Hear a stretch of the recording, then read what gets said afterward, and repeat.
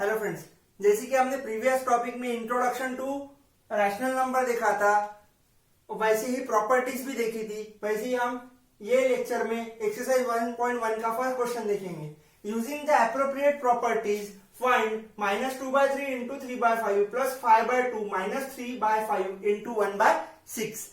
अब इसे हमें सॉल्व करना है यूजिंग एप्रोप्रिएट प्रॉपर्टीज, जो हमने प्रीवियस लेक्चर में देखी थी। सबसे पहले हम क्या करेंगे, कम्यूटेटिव ऑफ मल्टीप्लीकेशन लगाएंगे। a into B equal to B into A, 3 into 5 into -2/3 plus 5/2 minus 3/5 into 1/6 लगा दिया मैंने। कम्यूटेटिव ऑफ मल्टीप्लीकेशन लिख लो यहां पे, कम्यूटेटिव ऑफ मल्टीप्लीकेशन। अब ये पास में लाऊंगा मैं, क्योंकि यहाँ पे 3/5 है, यहाँ पे भी 3/5 है, तो 3/5 इंटू -2/3 माइनस 3/5 इंटू 1/6 प्लस 5/2। ये हो गया commutative of addition, a into B, B into A.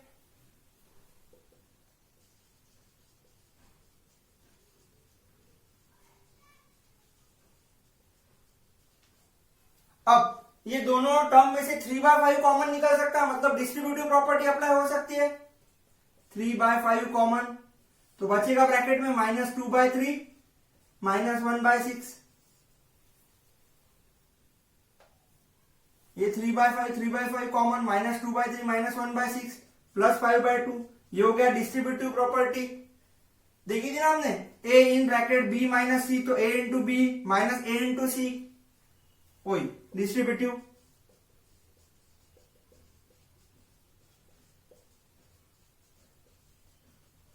Distributive property. अब सॉल्व कर लेंगे हम। अंदर एलसीएम निकालना पड़ेगा, इधर यहाँ पे 3 है, यहाँ पे 6 है, तो एलसीएम निकालना पड़ेगा सबसे पहले। तो -2/3 इंटू 2, क्यों? क्योंकि 3 और 6 का एलसीएम क्या आएगा, 6 ही आएगा। 3 और 6 का एलसीएम माइनस 1/6, तो इसे हम 3 इंटू 2 कर लेंगे, तो ऊपर भी 2 से मल्टीप्लाई करना पड़ेगा, प्लस 5/2।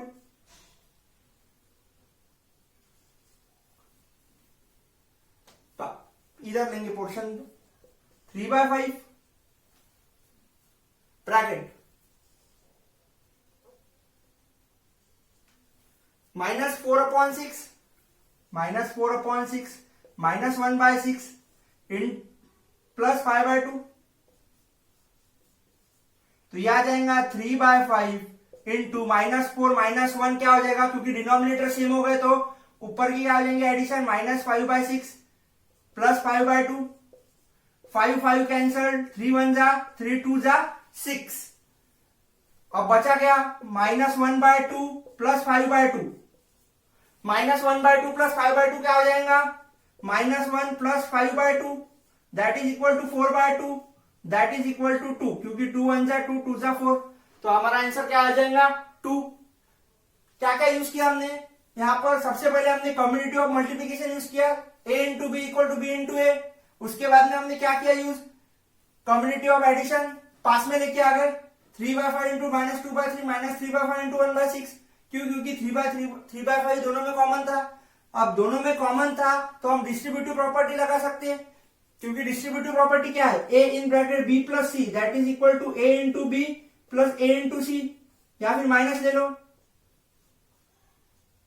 तो इसका उल्टा लगाया, या हमको ये फॉर्म में गिवन था a into B minus a into C, तो हमने a in bracket b minus C लिखा। अब ये दोनों को सॉल्व किया। अब ये सॉल्व करते वक्त 3 और 6 का एलसीएम लेना था, तो हमने एलसीएम ले लिया 6। अब 6 एलसीएम है, तो इसको 2 से मल्टीप्लाई करेंगे, तो न्यूमरेटर को भी 2 से करना पड़ेगा। फिर मल्टीप्लीकेशन के बाद में आंसर आया -5/6, 5 कैंसल, 3 1 जा 3 2 जा माइनस 1/2 प्लस 5/2। डिनोमिनेटर सेम है तो एडिशन हो जाएंगी, तो ये आएगा 4/2, तो आंसर हमारा आएगा 2। क्वेश्चन नंबर 2, जैसे कि हमने क्वेश्चन नंबर 1 देखा था, वैसे क्वेश्चन नंबर 2 है। सबसे पहले हम क्या करेंगे, 2/5 इंटू -3/7 ब्रैकेट में -1/6 इंटू 3/2 प्लस अब 2/5 इधर लेके आ जाएंगे इंटू 1/14। ये क्या हो गया? कम्यूटेटिव अंडर मल्टीप्लीकेशन लिख लो आप, कम्यूटेटिव अंडर मल्टीप्लीकेशन। अब हम क्या करेंगे 2/5 इंटू माइनस 3/7, अब ये इधर लेके आ जाएंगे प्लस 2/5 इंटू 1/14। ये दोनों टर्म एक साथ में आएगी क्योंकि प्लस के बाद ये दोनों टर्म साथ में है। अब ये दोनों टर्म साथ में आएगी माइनस 1/6 इंटू 3/2। ये क्या हो गया हमारा? Commutative under addition. अब 2/5 यहाँ पे 2/5 यहाँ पे कॉमन है तो हम डिस्ट्रीब्यूटिव लगा सकते हैं। 2/5 को कॉमन निकाल लिया तो ये आ जाएगा माइनस 3/7 प्लस 1/14 और ये आ जाएगा माइनस 1/6 इंटू 3/2। अब इसे कैंसिल कर सकते हैं अपन, 3 1 जा 3, 2 जा 6, क्यों? क्योंकि ये सेपरेट है। अब 2/5 एज इट इज। 7 14 एलसीएम क्या आएगा? 7 और 14 का एलसीएम क्या आएगा? 14 आएगा। माइनस 3 इंटू 2 अपॉन 7 इंटू 2, ये 1/14। ये आ जाएगा माइनस 1/4 क्योंकि 2 2 जा 4, माइनस 1/4। अब 2/5 ब्रैकेट में minus 6/14, minus 6 upon 14 plus 1/14 minus 1/4, तो ये आ जाएगा 2/5 इंटू माइनस 6 प्लस 1 क्या आ जाएगा? Minus 5/14 minus 1/4। 2 1 जा 2 7 जा 5 5 कैंसल, तो ये आ जाएगा माइनस 1/7 माइनस 1/4। 5 5 कैंसल, 2 1 जा 2 7 जा 14, तो ये आ जाएगा माइनस 1/7 माइनस 1/4। अब एलसीएम निकालेंगे तो माइनस 1 इंटू 7 और 4 का एलसीएम क्या आएगा? 7 4 का 28, minus 1 into 4, 7 into 4 minus 1 into 7 upon 4 into 7, that is minus 4 upon 28 minus 7 upon 28। यह आ जाएगा minus 4 minus 7 minus 4 minus 7 upon 28, that is equal to minus 11 upon 28। हमारा आंसर आ गया minus 11 upon 28।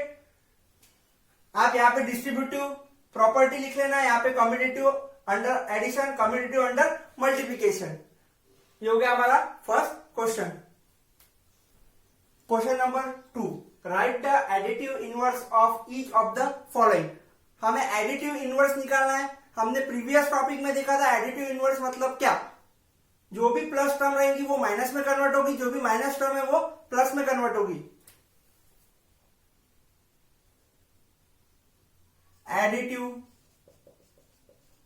Inverse of 2/8 is minus 2/8।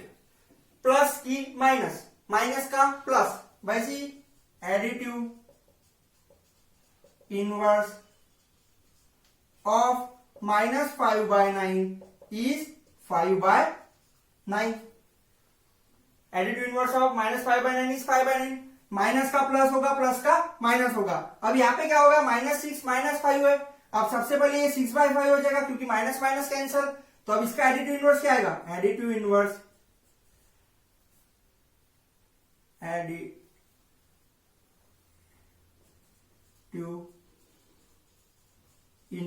Of 6/5 या फिर minus 6/-5 is minus 6/5। Minus 6 upon minus 5 था, minus minus cancel होकर 6/5 हो गया था। अब 6/5 का एडिटिव इनवर्स क्या हो जाएगा? माइनस 6/5। वैसे ही इसका एडिटिव इनवर्स क्या हो जाएगा? 2/9, क्योंकि माइनस की टर्म है तो प्लस हो जाएगा। और इसका भी क्या हो जाएगा? Sorry, fifth question